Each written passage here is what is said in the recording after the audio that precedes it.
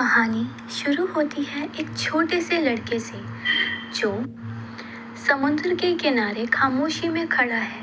उसकी आंखें खाली हैं, जैसे सब कुछ छोड़ आया हो या सब कुछ उससे छीन गया हो।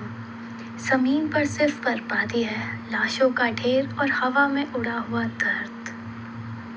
वो लड़का अपनी माँ की लाश तक पहुँचता है और उसी वक्त समझ जाता है अब दुनिया में उसका कोई अपना नहीं बचा, कोई भी नहीं। ना रो रहा है, ना चिल्ला रहा है, बस चल पड़ता है बिना पता के, बिना रास्ते के। एक खाली बस मिलती है, अंदर जाके चुपचाप सो जाता है। वो नींद नहीं थी, वो बस थक गया था जिंदगी से।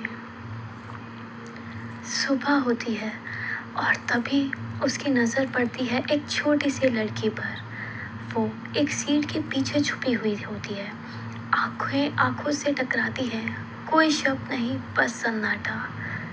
कुछ पल गुजरते हैं, जैसे वक्त रुक गया हो। दोनों की आंखों में एक ही कहानी लिखी थी, दर्द की, तन्हाई की। तभी एक जोर का धमाका होता है, शहर फिर से कांप उठता है। युद्ध अभी भी खत्म नहीं हुआ।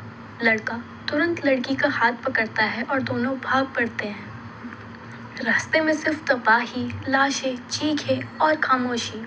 लेकिन उस दिन एक हाथ मिल गया था, एक साथी मिल गया था। रात को एक छोटी जगह मिलती है जहाँ दोनों शांत होकर बैठते हैं। लड़का कहता है, हाय। शब्द छोटे थे, लेकिन रिश्ते की नींव बन चुके थे। और उसी पल उनका सफ़र शुरू हुआ, एक अनजानी दुनिया में, साथ जीने का, साथ बचने का। कई दिन तक वो दोनों चलते रहे।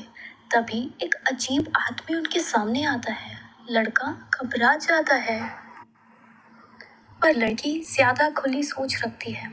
हवा तेज चलती है और वो आदमी अचानक से चिल्लाने लगता है, पागलपन करने लगता है।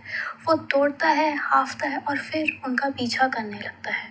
लड़का बोलता है, अगर वो सो जाए तो हम निकल जाएंगे, पर रातें आसान नहीं होती।